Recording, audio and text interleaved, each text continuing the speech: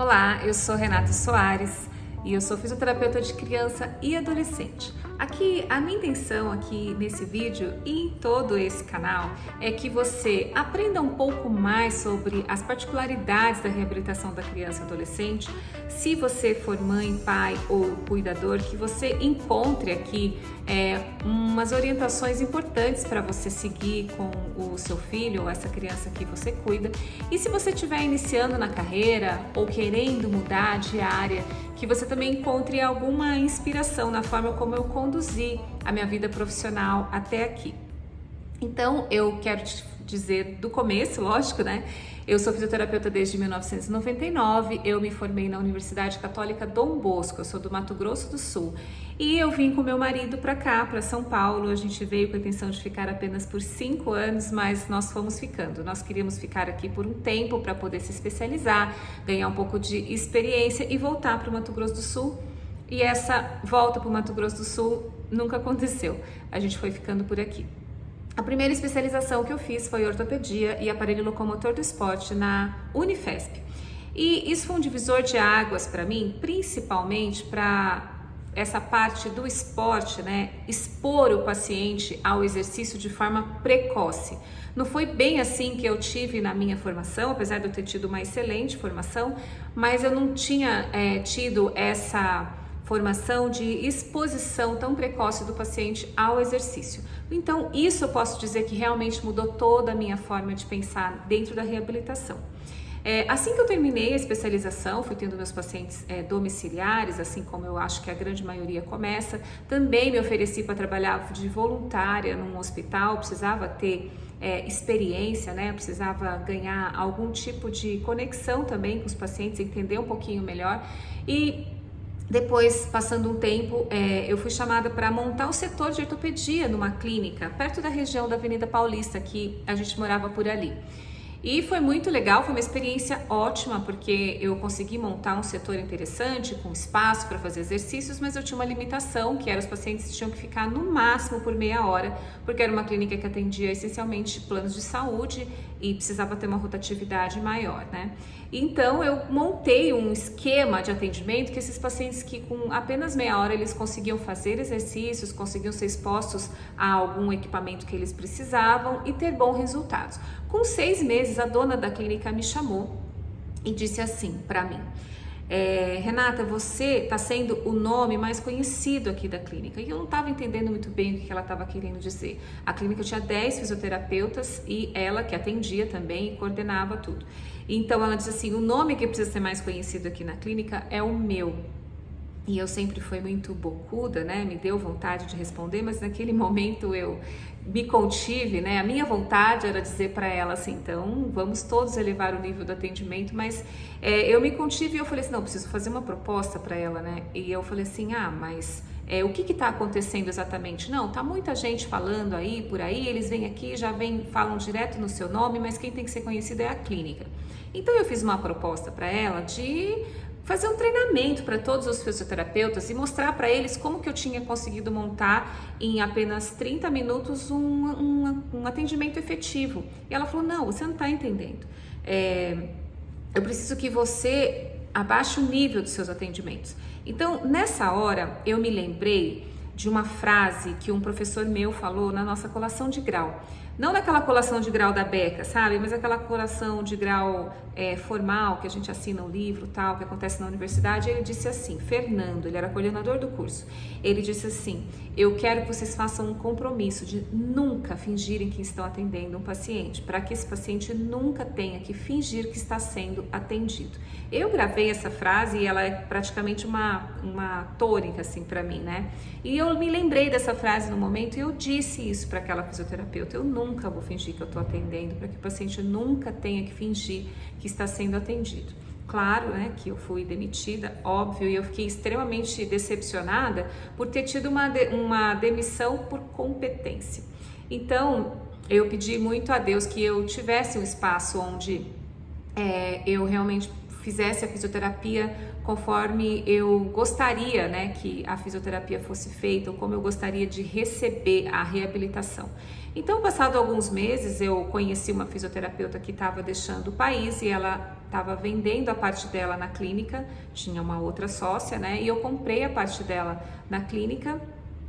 Com isso, herdei uns 2 ou 3 pacientes, que era o suficiente para eu pagar o financiamento que eu havia pego no banco para comprar essa parte da clínica e pagar o aluguel e as despesas ali. Ficava no 0 a 0. Nunca deu prejuízo, mas demorou 2 anos para começar a dar lucro. Como é que eu vivia nesse tempo? Com os pacientes domiciliares que eu já tinha de outro tempo, né?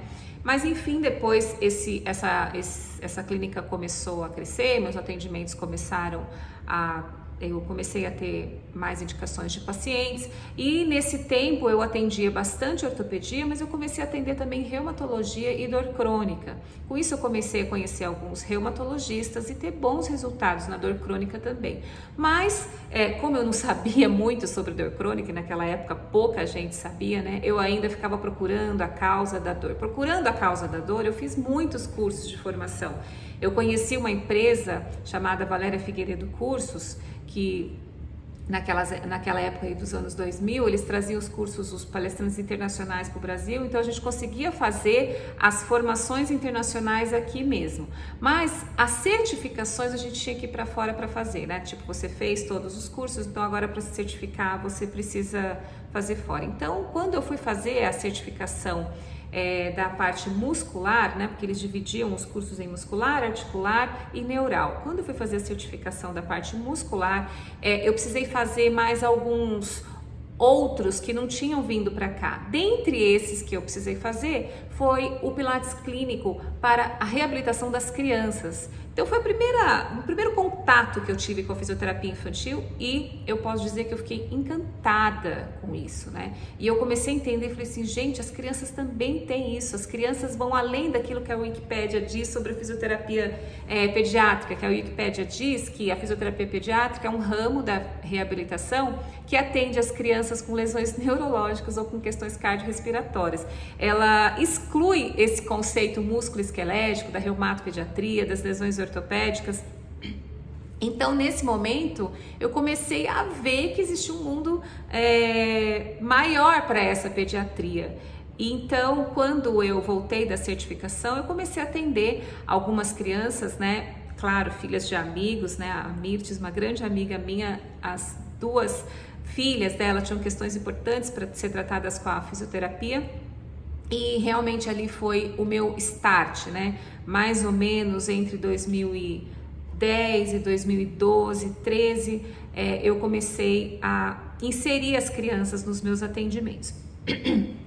Um tempo depois, eu vendi todo o espaço que eu tinha lá em São Paulo, eu estava muito cansada, eu já morava aqui na Grande São Paulo e eu já estava muito cansada do trânsito, meu filho era bem pequeno, então eu vendi com dor no coração, mas foi uma decisão importante para mim, porque foi uma decisão tomada, pensada em família, mas eu gostei muito, né, de ter tomado essa decisão, então eu vi que aquele era o momento de quando eu iniciei aqui, de realmente fazer essa transição. E eu comecei a procurar mais sobre pediatria, estudar mais sobre o desenvolvimento infantil e focar mais os meus atendimentos nas crianças. Nisso eu tenho alguns amigos, né, que tem uma agência e eles me ajudaram muito a mostrar a minha imagem como fisioterapeuta de criança e adolescente. Inclusive esse canal aqui eu tenho muito por influência deles, né? Então a Emily e o Ricardo, que são grandes amigos, me influenciaram nisso demais. E então nisso eu comecei a trabalhar a minha marca, o meu posicionamento como fisioterapeuta de criança e adolescente. Nesse tempo eu já fazia parte também do grupo de dor pediátrica da Unifesp, né? Eu tinha sido convidada por um reumatopediatra para isso, também porque os reumatologistas de quando eu atendi adulto me apresentaram esse reumatopediatra, então a partir daí eu foquei mesmo nas crianças. Então de 2013 para cá eu tenho atendido exclusivamente criança. Claro que vez ou outra eu atendo um adulto, atendo sim, principalmente os meus amigos e também os adultos que eu já atendia naquele tempo, então Para uma outra sessão eles me procuram, mas os meus atendimentos, os meus pacientes novos e as minhas avaliações são para as crianças e adolescentes. Então, hoje os meus atendimentos eles estão focados em crianças que praticam esporte e têm lesões esportivas ou querem melhorar o corpo para melhorar essa performance no esporte. Eu atendo crianças que têm alguma questão congênita, mas não que tenha lesão central, também as crianças das doenças raras da reumatopediatria, as questões posturais, a dor pediátrica. Depois desse tempo de pandemia, o que eu bastante tenho atendido também das crianças é questões relacionadas ao sedentarismo. Interessante como as crianças têm apresentado muitas questões de encurtamento, desequilíbrio muscular que tem a ver com esse tempo sentado, né? E esse tempo que eles ficaram sem praticar esportes e sem a sua rotina natural. Hoje eu continuo estudando dor.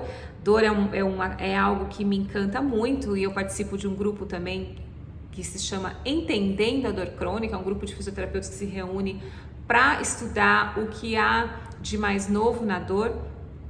Eu também faço parte da Associação Brasileira de Fisioterapia Neonatal, Pediátrica e do Adolescente. Eu não atendo neonatal, fico com a pediatria do adolescente. E hoje eu sou pós-graduanda da Reumatopediatria também na Unifesp. E o que eu tenho estudado é o sedentarismo infantil desde o tempo aí da pandemia. Então eu quero que você aproveite muito esse canal, que você curta aí e ouça ou assista os vídeos e aproveite, tire suas dúvidas, né? Escreva no meu site, leve meu nome, renatasoares.com.br, e no meu site você tem o link para todas as outras redes sociais. Seja muito bem-vindo.